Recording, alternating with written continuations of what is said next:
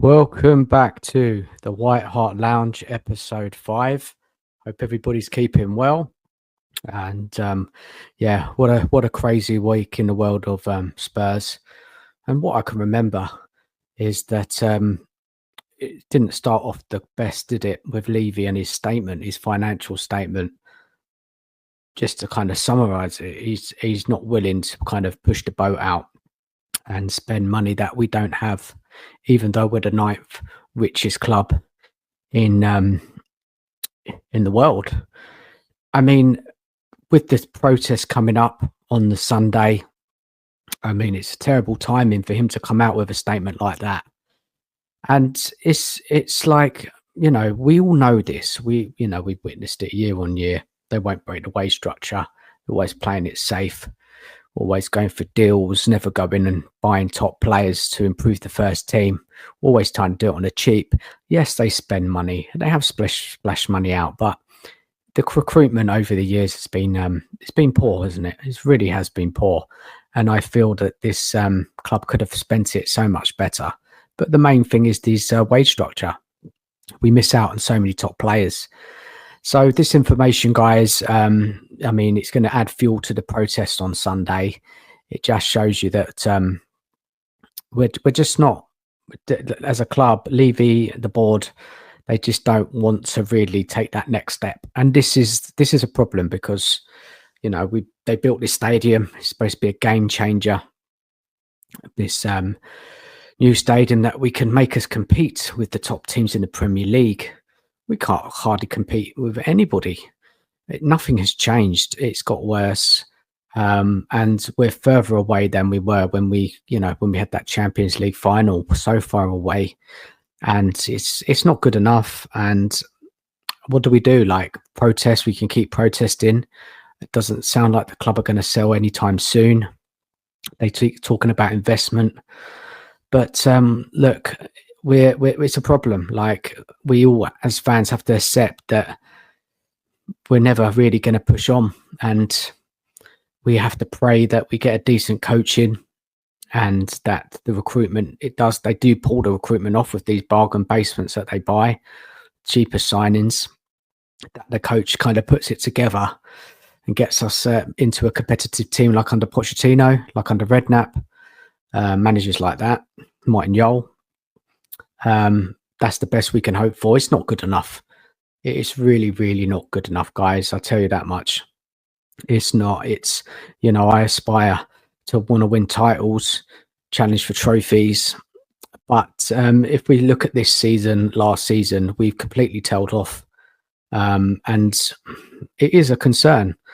Ange is most likely to lose his job at the end of the season because we're on course for record-breaking defeats.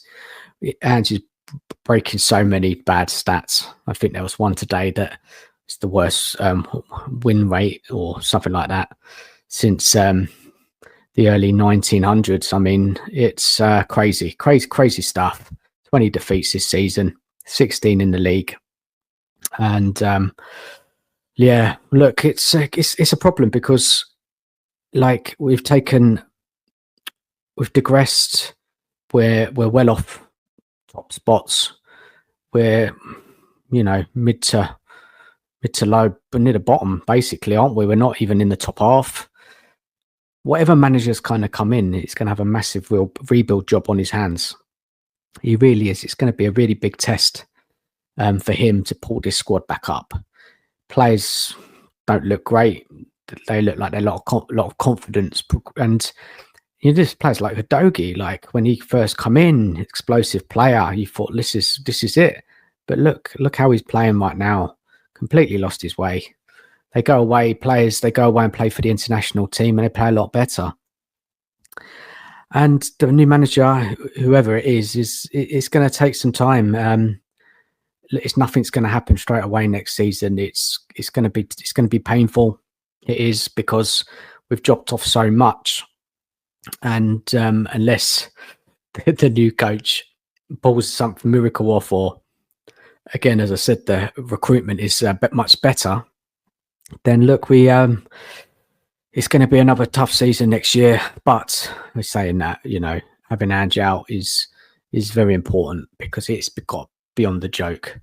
Now, we've had a 2.5 week break since that last game, and all building up to this Chelsea match. You know, most of the team's back now. And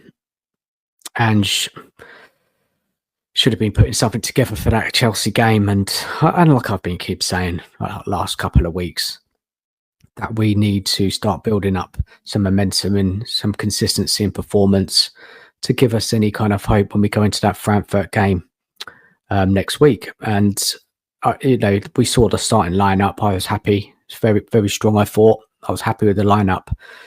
The next test was what the game plan would be. Now, Ange's press conference the day before basically said, look, we're just going to go out there and play. Didn't sound much of a plan. That the journalist asked him, are you going to approach this game differently? You're going to be a little bit more defensive, or you're going to change it up a bit. He said, no, mate, we're just going to play the same way and hope to get a win. And it's just, I mean, what manager have we got here to come out with a statement like that? And not just that, he could have been bluffing the Chelsea manager, couldn't he? And saying, look, I'm just going to play the same way, but then he could have started the game off differently. But no, it was the same old stuff. We nearly got caught out in the first minute from a long punt upfield. Jackson getting a better of Romero and Van der Ven and should have scored. Came off the post. I think it came off Van der Ven. But the warning signs were there. And we watched this game in that first half where it was just, we were all over the shop. Chelsea were better. They clearly had some kind of idea of what they wanted to do to attack Spurs. Had a number of chances. They should have done better. They should have punished us, but they didn't. Now, I watched us, and there was a couple of moves where we got it, to the final third, but the final ball was lacking. There was a chance with Son who got free on the left, putting a ball across the box, and the keeper palmed it away. Other than that, it was nothing. And we were very lucky to be 0-0. I mean, I was watching that first half and we were all over the place, lunging in challenges. Van der Ven, Romero looked shaky. Our midfield, it just wasn't working. The ball was turning over so many times and Chelsea are onto us. Maddison struggled to get into the game. Son wasn't up to much other than that cross. And then we look over to Wilson, a couple of runs, but just kind of didn't get anywhere. Bergvall wasn't really in the game much, lost the possession a lot of the time. And it was just an inept performance, an awful performance. And it was just so disappointing to see that even with your players back, being this break, surely that Ange's got to turn something around in performance level. But it was, for me, that was one of our worst, if not the worst performance I've seen. And then when we get into the second half, the goal was coming, wasn't it? And it was a straightforward goal. It really was. It was just one cross into the box. And Enzo lost. No one was marking him. The centre-backs, Romero and Van der Ven, I think they were worrying about Jackson. Both of them followed him, ball watching. Wasn't watching the run of Enzo, and he got the header. It should have been 2. Goal was disallowed by Chelsea. And then Ange made a couple of changes, didn't he? Brought on Sarr, brought on Johnson.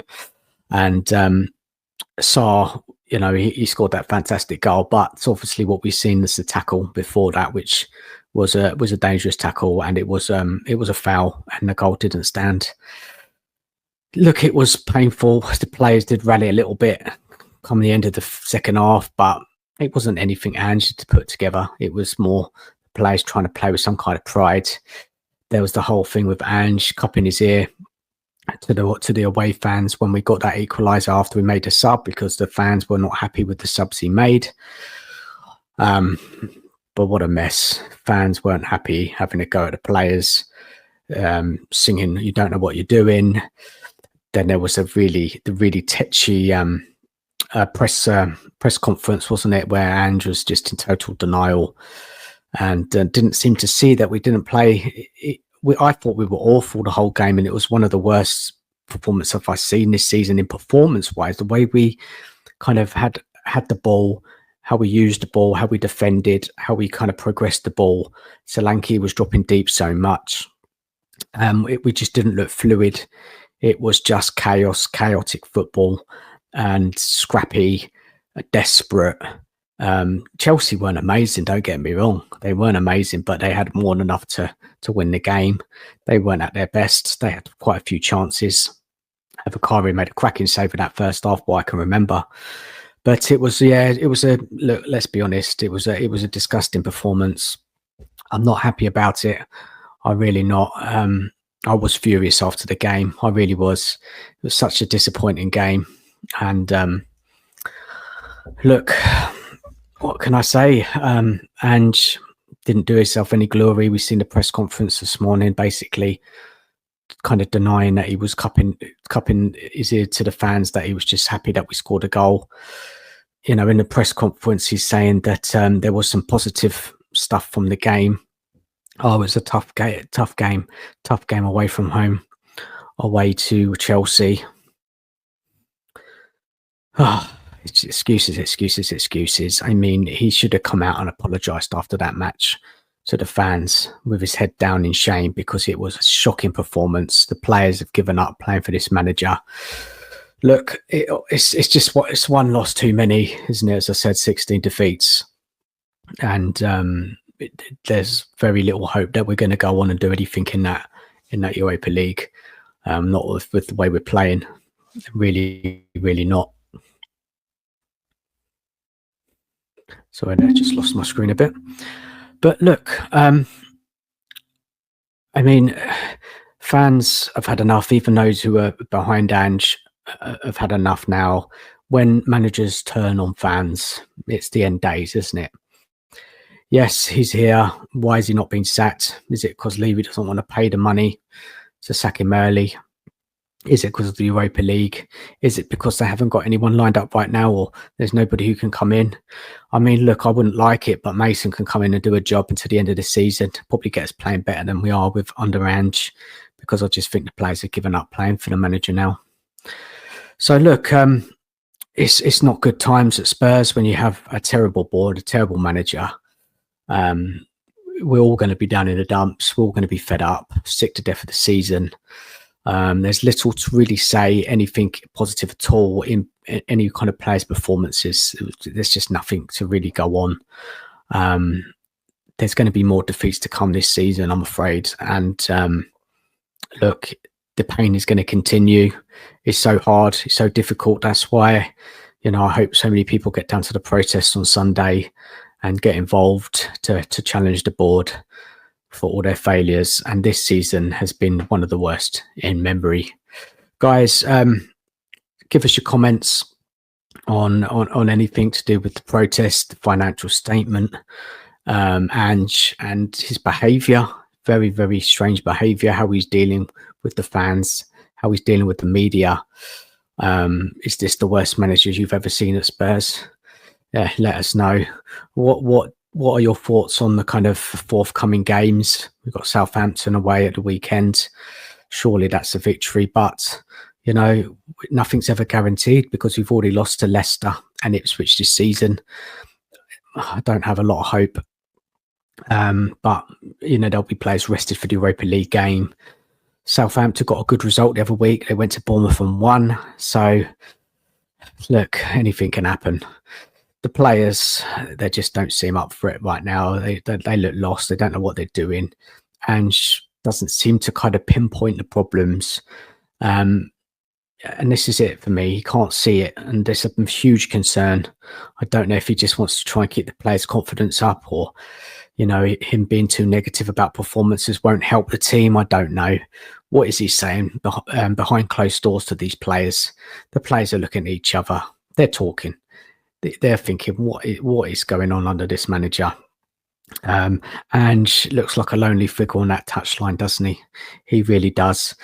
The job for Ange is out of his depth. He really is. And the sooner that he leaves the club, the better. And one of the worst appointments the board have made for a long time.